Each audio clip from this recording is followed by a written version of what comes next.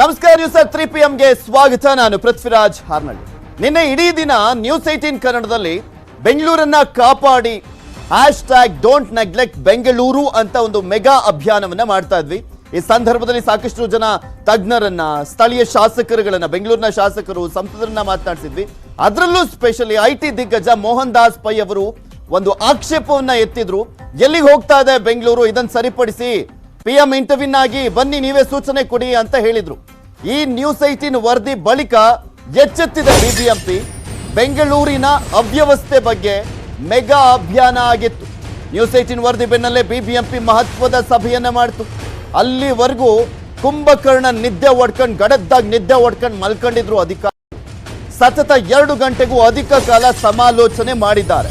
ರಸ್ತೆ ಅಭಿವೃದ್ಧಿ, ಮೂಲಭೂತ ಸೌಕರ್ಯಗಳ ಬಗ್ಗೆ ಚರ್ಚೆಯನ್ನ ಮಾಡಿದ್ದಾರೆ. ವಲಯವಾರು ಕ್ರಿಯಾ ಯೋಜನೆ ತಂಡ ರಚನೆಗೆ ನಿರ್ಧಾರವನ್ನ ಮಾಡಿದ್ದಾರೆ. ಈ ಹಿಂದೆನೂ ಕೂಡ ಇದೇ ರೀತಿಯಾಗಿ ಇಂಜಿನಿಯರ್ಗಳ ಒಂದು ಸಭೆ ಬೇರೆ ಕರೆದಿದ್ರು. BBMP ಆಯುಕ್ತರು, ಮುಖ್ಯ ಆಯುಕ್ತರಾಗಿರುವಂಥ ಗೌರವ್ ಗುಪ್ತಾ ಅವರು. ಏನೂ ಆಗಿರಲಿಲ್ಲ. ಇದೇ ರೀತಿಯಾಗಿ ಮತ್ತೆ ಸ್ಥಿತಿ ಹಂಗೆ ಮುಂದುವರಿತು. ಈಗಲೂ ಸುಮ್ಮನೆ ಕಣ್ಣೊರ್ಸ ತಂತ್ರ ಆಗಬಾರ್ದು ಅಷ್ಟೇ. ರಸ್ತೆ ಅಭಿವೃದ್ಧಿ, ಮೂಲಭೂತ ಸೌಕರ್ಯದ ಅಭಿವೃದ್ಧಿಗೆ ಒತ್ತನ್ನು ನೀಡಲಿಕ್ಕೆ ಸಭೆಯನ್ನ ಮಾಡಲಾಗಿತ್ತು. ಎಲ್ಲ ವಲಯವಾರು ಅಧಿಕಾರಿಗಳ ಜೊತೆ ಮಾತನಾಡಿದ್ದೇನೆ.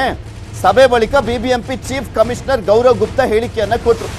ಎಲ್ಲ ವಲಯವಾರು ಅಧಿಕಾರಿಗಳ ಜೊತೆ ಮಾತನಾಡಿದ್ದೇನೆ ಅಂತ ಮಾತಾಡಿದ್ರಿ. ಓಕೆ, ಏನು ವರ್ಕ್ ಮಾಡ್ತಾರೆ ಅನ್ನೋದೇ ಈಗಿರೋದು ಸವಾಲು.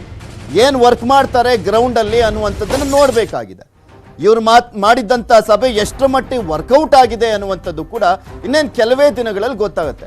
ಸುಮ್ಮನೆ ಕಣ್ಣೊರೆಸೋ ತಂತ್ರ ರೀತಿಯಲ್ಲಿ ಒಂದು ಸಭೆ ಮಾಡೋದು, ಒಂದು ಟೀಮ್ ರಚನೆ ಮಾಡೋದು, ಇನ್ಮೇಲೆ ಇಲ್ಲಿ ಎಲ್ಲ ಬೆಂಗಳೂರನ್ನ ಫುಲ್ ಕ್ಲೀನ್ ಮಾಡಿಬಿಟ್ಟು ಎಲ್ಲ ಅಭಿವೃದ್ಧಿ ಮಾಡೇ ಬಿಟ್ರು ಅನ್ನುವ ರೀತಿಯಾಗಿ ಬಿಲ್ಡಪ್ ಕೊಡುವಂಥದ್ದು ಏನು ಬೇಡ. ನೆಕ್ಸ್ಟ್ ಗೊತ್ತಾಗುತ್ತೆ ಏನೇನು ಮಾಡ್ತಾರೆ. ಒಂದು ವರ್ಷದಂತೆ ನಾವು ಹೊಸ ಕಾಮಗಾರಿಗಳನ್ನು ಏನೇನು ತೆಗೆದುಕೊಳ್ಬೇಕು ಅನ್ನೋದರ ಬಗ್ಗೆ ಒಂದು ಚರ್ಚೆ ಮಾಡ್ತೀವಿ.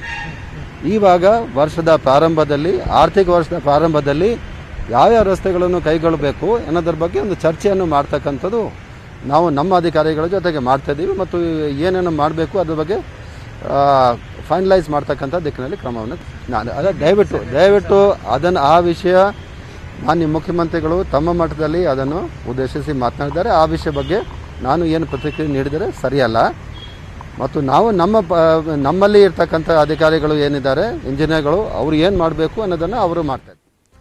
ಬೆಂಗಳೂರಿನ ಅಭಿವೃದ್ಧಿ ಬಗ್ಗೆ ಯಾಕಿಷ್ಟು ತಾತ್ಸಾರ? ಸೂಪರ್